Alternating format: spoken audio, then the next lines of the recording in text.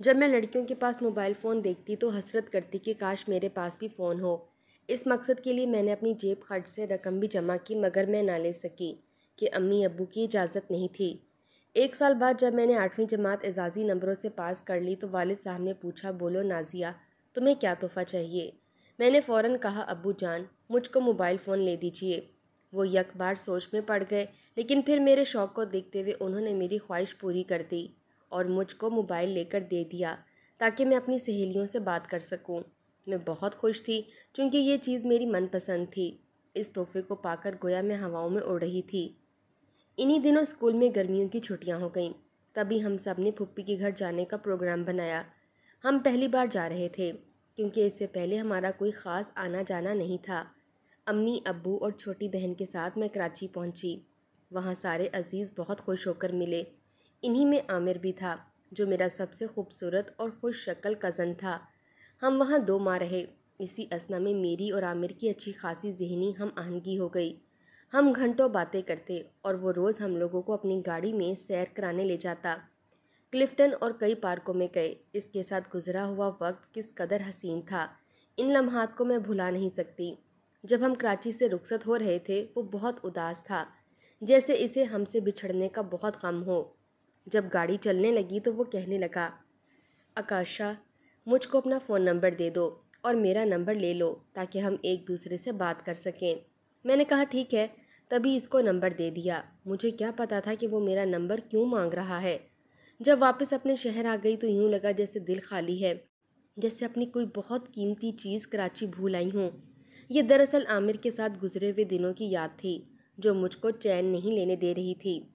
اب دن رات مجھ کو اس کی یاد ستانے لگی۔ فون پر بات ہوتی تو کچھ چین ملتا، ورنہ کسی کام میں دل ہی نہیں لگتا تھا۔ 1 ماہ تک ہم یوں ہی گائے بگاہے بات کرتے رہے، مگر اس کے بعد ایک روز اچانک ہی عامر نے اپنا فون بند کر دیا۔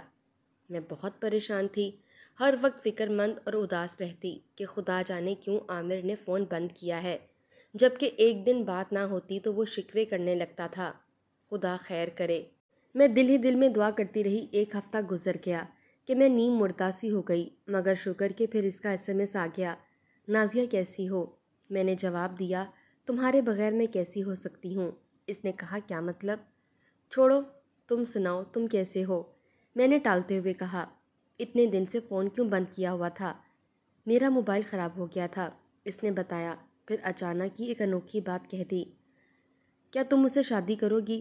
میں نے بے ساختہ کہا، ہاں، اور پھر خود ہی خوش ہو گئی۔ نازیہ یہ دن میں نے کیسے گزارے میں تمہیں کیا بتاؤں؟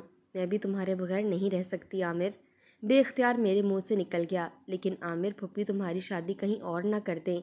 تبھی اس نے کہا کہ ہاں نازیہ، گھر والے میرا رشتہ کہیں اور کرنا چاہتے ہیں، لیکن تم فکر نہ کرنا، میں شادی صرف تم سے ہی کروں گا۔ میں نے اس کی باتوں پر یقین کر لیا۔ دھیرے دھیرے اس کا خیال میرے دل میں گھر کرتا گیا۔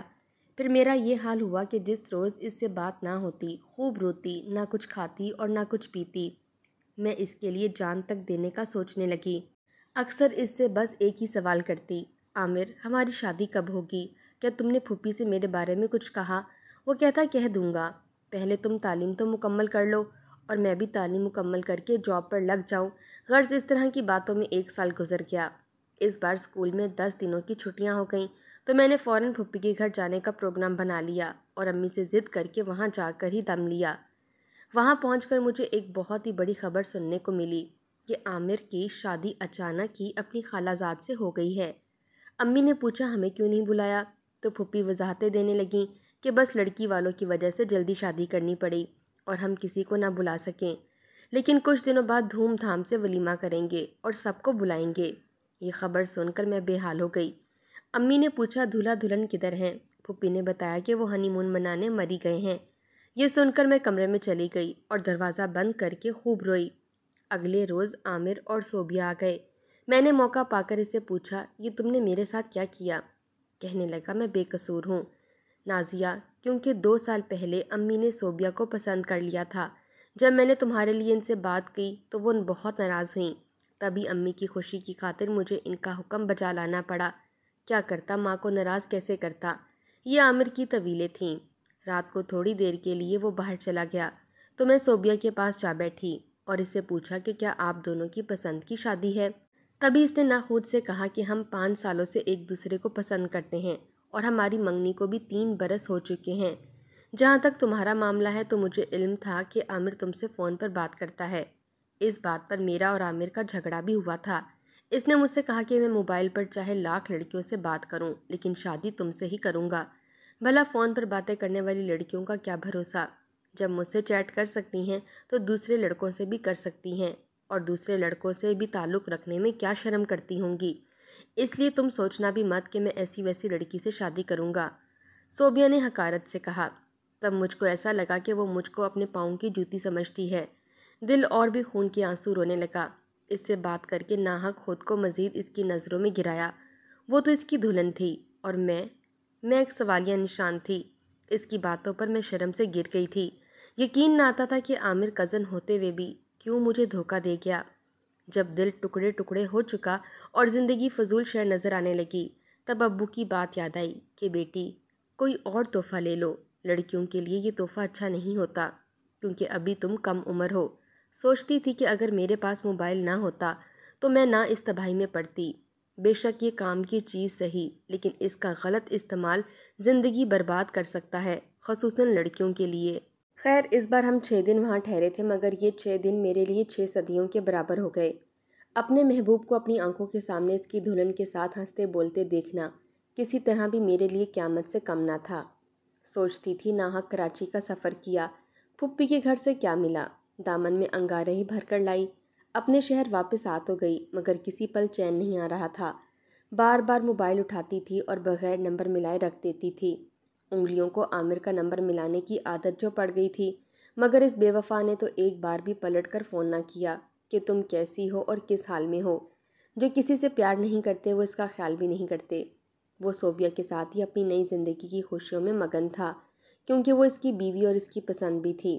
میرے ساتھ موبائل پر باتیں محض دل لگی تھی۔ یہ نہیں سوچا کہ اس کی یہ دل لگی کسی کی جان بھی لے سکتی ہے۔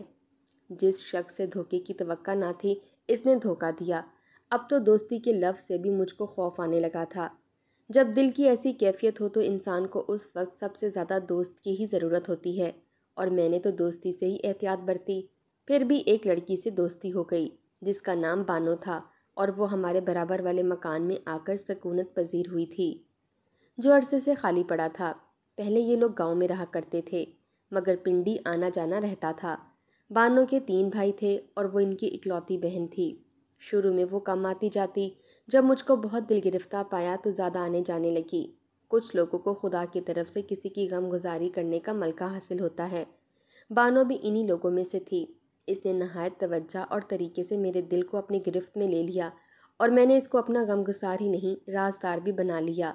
اس نے مجھ کو تسلی دی اور پیار دیا تو دل سے منو بوجھ ہلکا ہو گیا، اور پھر میں بانو سے اس قدر مانوس ہو گئی کہ اس کے بغیر وقت کاٹنے کو لگتا۔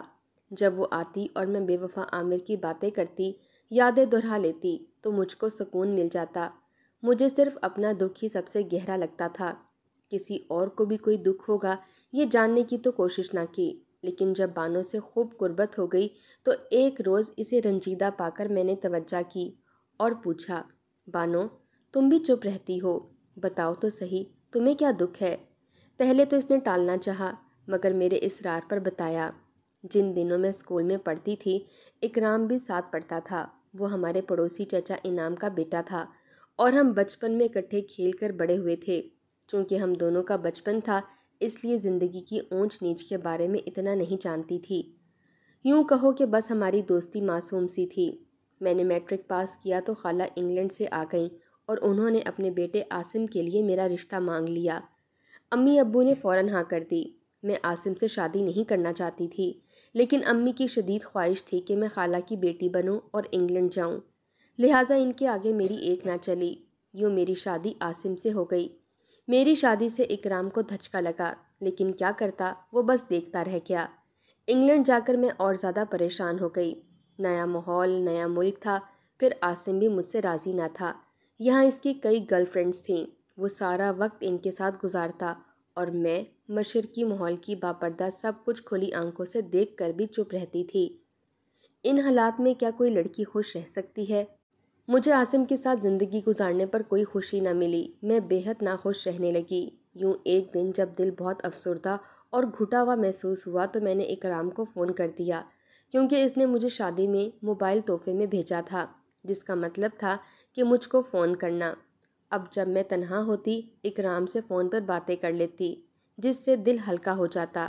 ایسی باتیں نہیں چھپتی۔ ایک روز میں رو رو کر اکرام کو اپنے دل کا حال سنا رہی تھی کہ میرے شوہر نے وہ سب باتیں سن لیں۔ بس پھر کیا تھا، اس نے خوب جھگڑا کیا۔ دراصل وہ مجھ کو طلاق دینے کے بہانے ڈھونڈ رہا تھا اور کوئی بہانہ اس کے ہاتھ میں نہیں آ رہا تھا۔ میں اس کی ماں کی پسند تھی اور خالہ مجھے بیاہ کر لائیں تھیں۔ عاصم تو مجھ سے شادی کا آرزومند تھا ہی نہیں۔ بس اس بات پر کہ میں اکرام سے فون پر بات کر رہی تھی، شوہر نے مجھ کو طلاق دے دی۔ جب مجھے طلاق دی گئی تو میری شادی کو 8 ماہ ہوئے تھے۔ انہوں نے مجھے پاکستان بھیج دیا۔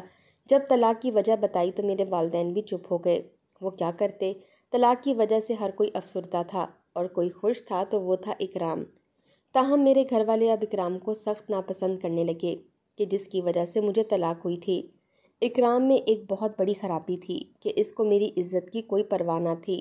وہ ہر جگہ بیٹھ کر میری اور اپنی باتیں کرتا رہتا تھا، تاہم مجھ کو اس کی کوئی خامی نظر نہیں آتی تھی۔ بس ایک بات سوچتی تھی کہ اب تو میں مطلقہ ہو چکی ہوں، وہ جیسا بھی ہے اس سے پیار کروں گی، شاید اس کے ساتھ شادی ہو جانے سے زندگی سنور جائے اور میں پچھلا دکھ بھلا دوں۔ 4 رشتے آئے مگر میں نے انکار کر دیا۔ اکرام کی والدہ بھی آئیں مگر میرے والدین نے یہ کہہ کر انکار کر دیا کہ یہ کوئی کام نہیں کرتا، لہٰذا ہم اس بے روزگار لڑکے کو اپنی بیٹی کا رشتہ نہیں دیں گے، جبکہ یہ زیادہ پڑھا لکھا بھی نہیں ہے۔ اکرام اور میں کبھی کبھی ملتے تھے۔ ان کی گھر کی چھت اور ہمارے مکان کی چھت بالکل جڑی ہوئی تھی، لہٰذا جب سب سو جاتے ہم دونوں اپنی اپنی چھت پر چلے جاتے اور باتیں کرتے۔ اکرام مجھے نہیں لگتا کہ کبھی ہمارے گھر والے مان جائیں گے۔ وہ ہرگز میری تم سے شادی نہیں کریں گے کیونکہ تمہاری وجہ سے میری طلاق ہوئی ہے۔ تب وہ کہتا، بانو تو پھر ایسا کرو کہ ہم گھر سے نکل کر شادی کر لیتے ہیں۔ بالآخر والدین نے اکرام کے گھر سے دوری کی خاطر وہ گھر بیچ دیا اور ہم لوگ یہاں آ گئے۔ سارا دن بانو ہمارے گھر رہتی تھی۔ وہ مجھ کو اپنی ساری باتیں بتاتی۔ بانو کا ایک کزن پنڈی میں رہتا تھا جس کا نام ارسلان تھا۔ وہ بھی ان کے گاؤں کا تھا، لیکن بعد میں وہ شہر آ گیا اپنی نانا نانی کے پاس، کیونکہ ان کے والدین ایک حادثے میں فوت ہو گئے تھے۔ ارسلان کافی خوبصورت اور بانو سے عمر میں 5 برس چھوٹا تھا، تاہم دونوں کزن آپس میں خوب گھل ملتے اور ان کی دوستی ہو گئی۔ ارسلان چونکہ اکرام کا بھی دوست تھا، لہٰذا وہ بانو کے بارے میں سب کچھ جانتا تھا۔ وہ ہمیشہ اس کو یہی ہدایت کرتا تھا کہ بے شک تم مطلقہ ہو اور افسردہ بھی رہتی ہو، تاہم عقل سے کام لینا اور کوئی غلط قدم مت اٹھانا۔ جو بھی قدم اٹھاؤ اپنے والدین کی رضامندی اور مرضی سے اٹھانا۔ ارسلان کا یہ اخلاق دوستی کے ساتھ اور محبت کے جذبے میں تبدیل ہو گیا، مگر وہ اس سے 5 برس بڑی تھی، اس لیے ارسلان نے اس جذبے کو دل میں دبا لیا اور اس کے سامنے اظہار کی جرات نہ کر سکا۔ ایک دن ارسلان ہمارے گھر میں آیا، تب اس نے مجھے بتایا کہ وہ بانو کو پسند کرتا ہے، مگر تاکید کی کہ یہ بات بانو کو نہ بتانا۔ تبھی میں نے سوچا کہ یہ کیسا بزدل ہے، پیار بھی کرتا ہے اور بانو پر ظاہر بھی نہیں کرنا چاہتا۔ کیسی عجیب سوچ تھی اس کی۔ ادھر اکرام کی امی مسلسل بانو کے والدین کو منا رہی تھی اور منتیں کرتی تھی کہ بانو کا رشتہ دے دو۔ جب وہ نہیں مانے تو اکرام مایوس ہو گیا اور اس نے بانو کو اکسایا کہ تم میرے ساتھ نکل چلو، ہم کورٹ میرج کر لیں گے۔ اس نے گھر سے بھاگ کر شادی کرنے کا منصوبہ بھی بنا لیا اور بانو سے کہا کہ فلاں جگہ فلاں وقت آ جانا۔ بے وقوف بانو اس کی باتوں میں آ کر مقررہ وقت پر وہاں پر آ گئی، مگر اکرام نہیں آیا۔ جب وہ کافی دیر تک نہ لوٹی تو اس کے گھر والوں کو تشویش ہوئی۔ انہوں نے سن گن لی۔ اکرام کے ایک دوست نے راز فاش کر دیا اور بتایا کہ بانو ریلوے اسٹیشن گئی ہے۔ وہ بھاگے بھاگے گئے، شکر ہے کہ وہ کسی گاڑی میں سوار نہ ہوئی تھی۔ وہ خواتین کی انتظار گاہ میں بیٹھی مل گئی۔ بھائی اس کو پکڑ کر لے آئے۔ باپ نے گھر میں 4 دن بند رکھا کہ بھائی اس کو مار نہ دیں۔ بھائیوں کا ارادہ اس کو مار ڈالنے کا ہی تھا۔ آخری بار وہ مجھ سے اس وقت ملی جب وہ گھر سے جا رہی تھی، مگر اس نے مجھے بھی نہیں بتایا تھا کہ وہ کہاں جا رہی ہے، کیونکہ اس کو تو جانے کی جلدی تھی۔ بہرحال بھائیوں کا غصہ ٹھنڈا نہ ہوا اور موقع ملتے ہی انہوں نے بانو کو مارنا چاہا۔ پستول کی 2 گولیاں اس کی ٹانگوں پر لگیں اور وہ موت و زیست کی کشمکش میں مبتلا ہو گئی۔ والدین اس کو ہسپتال لے گئے۔ جب ہم کو پتہ چلا ہم سب بھی کافی پریشان ہوئے۔ میں نے اس کے لیے بہت دعائیں کیں، دعا قبول ہوئی، بانو کو ہوش آ گیا اور ڈاکٹروں نے اس کی زندگی بچا لی، لیکن اب وہ بہت شرمندہ تھی، اپنے گھر والوں سے کسی سے بھی آنکھ نہ ملا سکتی تھی۔ تاہم اس نے ہوش میں آ کر پولیس والوں کو یہ بیان دیا کہ مجھے اکرام نے مارا ہے، کیونکہ وہ اب اس سے نفرت کرنے لگی تھی۔ تب اکرام کہیں بھاگ گیا اور روپوش ہو گیا۔ بعد میں وہ واپس آ گیا کیونکہ سارا محلہ جانتا تھا کہ اس لڑکی کو اس کے بھائی نے مارا تھا۔ اب بانو تنہا ہو گئی۔ وہ جو پہلے میری غمگسار تھی، اب اس کو میری غمگساری کی ضرورت تھی۔ میں گھر والوں کے خوف کی وجہ سے زیادہ اس کے پاس نہیں جا سکتی تھی۔ اکرام نے بے وفائی کی، گھر والے بھی اس سے نفرت امیز باتیں کرنے لگے۔ وہ بہت زیادہ ڈپریشن کا شکار ہو گئی۔ ایسے میں ارسلان کے تایا آ گئے اور کہنے لگے کہ ہم اپنے بھتیجے کے لیے آپ کی بیٹی کا رشتہ لینا چاہتے ہیں۔ سبھی حیران رہ گئے کہ ایک گھر سے بھاگی ہوئی متعلقہ اور مضروب لڑکی سے ارسلان، جو کہ عمر میں بھی چھوٹا تھا، اپنے سے زیادہ عمر کی خاتون کو اپنانا چاہتا تھا۔ آخر کیوں؟ کیا محض ہمدردی کی وجہ سے، یا واقعی اس کو بانو سے محبت تھی؟ ارسلان نے بہت یقین دلایا، مگر بانو نے یہی سوچا کہ یہ نادانی کر رہا ہے کیونکہ مجھ سے عمر میں چھوٹا ہے، اس کو زندگی کا اتنا پتہ نہیں۔ اس نے انکار کر دیا۔ تاہم بانو کے والدین نے اس رشتے پر ہاں کر دی۔ ارسلان بہت خوش تھا، کہتا تھا کہ میں بانو کو اتنا خوش رکھوں گا کہ وہ ماضی کے سارے دکھ بھلا دے گی۔ شادی کی تیاریاں ہونے لگی تھیں کہ کچھ دنوں بعد ہی سب کچھ الٹ ہو گیا۔ انگلینڈ سے بانو کی خالہ آ گئیں اور کہنے لگیں کہ ہم اپنی بہو کو لینے آئے ہیں، کہ عاصم نے طلاق ایک بار دی تھی، 3 بار نہیں دی تھی۔ بہرحال بانو کے گھر والوں نے یہی سوچا کہ اپنے گھر چلی جائے تو اچھا ہے۔ لڑکی پر ایک بار گھر سے بھاگی ہوئی کا لیبل لگ جائے تو اس لڑکی کے اس جرم کو کوئی معاف نہیں کرتا۔ بانو کو واپس بھیجنے کی تیاریاں ہونے لگیں تو وہ کافی پریشان تھی۔ ارسلان بھی بہت افسردہ تھا۔ وہ میرے گھر آئی تو کہنے لگی، میں اپنے سے زیادہ ارسلان کے لیے دکھی ہوں کیونکہ وہ بہت پریشان ہے۔ کہتا ہے تم مجھ سے کتنی دور چلی جاؤ گی، ایک کاش میری خالہ نہ آتی اور ہماری شادی ہو جاتی۔ بانو کے جانے سے پہلے ارسلان نے اس کو موبائل لا کر دیا کہ مجھ سے کبھی کبھی بات کر لیا کرنا، لیکن بانو نے یہ کہہ کر قبول نہیں کیا کہ موبائل ایک ایسا تحفہ ہے جس سے اکثر لڑکیوں کی زندگی برباد ہو جاتی ہے۔